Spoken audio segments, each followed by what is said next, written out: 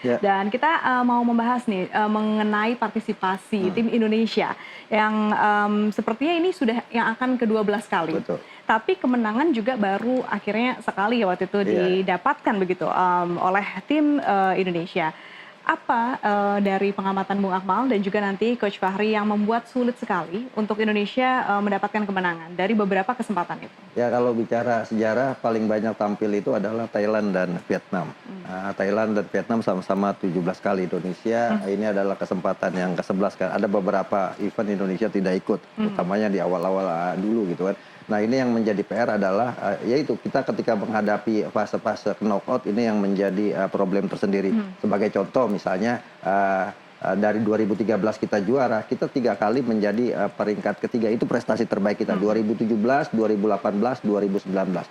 2017 kita di semifinal kalah dari Thailand. Sementara 2018 dan 2019 kita di semifinal kalah dari Malaysia. Nah, sementara di Piala AFF terakhir misalnya pada 2022 kita jadi tuan rumah gitu kan. Nah ketika itu kita main di Stadion Madia dan juga Stadion Patriot Candrabaga Bekasi. Pelatihnya ketika itu Sintayong. Cuma permasalahannya kita gagal karena kalah head to head yang tidak kemudian dipahami oleh manajemen timnas ketika itu ya. Karena nilai kita antara Vietnam, Thailand, Indonesia itu sama, nilainya 11. Indonesia berpikir bahwa kejuaraan ini menggunakan agregat gol. Jadi Indonesia itu menang telak 7-1 melawan Brunei, kemudian menang 5-0 melawan Filipina, menang 5-1 melawan melawan Kamboja ketika itu. Tapi ketika berhadapan dengan Thailand kita seri 0-0, berhadapan dengan Vietnam kita seri 0-0, sementara Vietnam dengan Thailand bermain imbang 1-1. Yang pada akhirnya kalau selisih gol kita menang, tapi karena kita tidak melihat regulasi, kita akhirnya gagal hanya peringkat ketiga dengan poin yang sama-sama 11. Artinya pengalaman ini juga perlu kita antisipasi bagaimana kita memahami regulasi, jangan sampai kemudian kita salah paham regulasi yang pada akhirnya gagal. Itu kegagalan terakhir dilatih oleh Coach Sintayong waktu itu dan pemain-pemainnya juga cukup luar biasa. Ada Hoki Caraka yang sekarang bermain di tim nasional, kemudian ada Marcelino Ferdinand juga.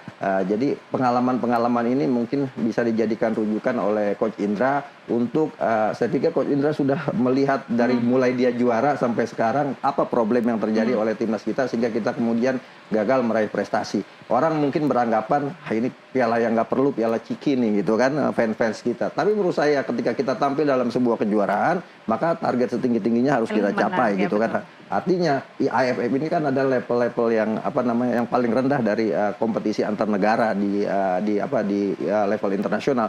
Saya pikir ini kesempatan Indonesia tuan rumah dan juga ini kesempatan juga apalagi tadi Coach Fahri bilang kalau main di Surabaya itu semangat pahlawannya sangat luar biasa. 2 kali kita juara ya kan. 2 kali kita juara ketika main di Surabaya ketika itu ya di era Coach Fahri timnas U16 dan di eranya Coach Indra Safri.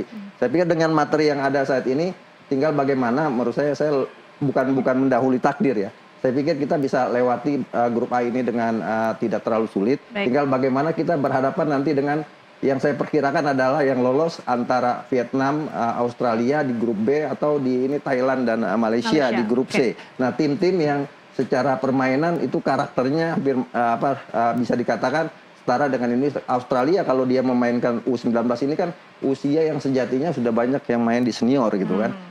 Artinya Australia yang U19 ini saya yakin kalau dia tampilkan tim kuat mereka akan bisa menjadi juara. Mereka 8 kali ikut Piala AFF, 5 kali diantaranya juara. Artinya ini lawan yang harus diantisipasi. Waktu Coach Indra juara 2013 Australia tidak ikut serta.